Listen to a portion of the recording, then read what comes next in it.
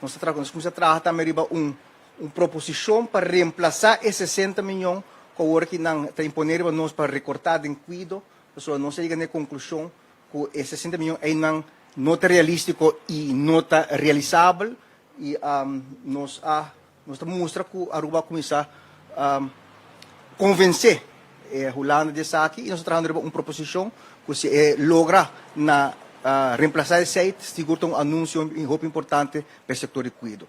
Mas nesse trabalho duro arriba aqui para a negociação com a Holanda, espero que o ministro disse que aqui não vai ter um ano que vai fazer anúncio de inversão para o setor de cuido e onde nós podemos numar e a situação financeira do nosso espaço, seguro nós lo contribuímos aqui.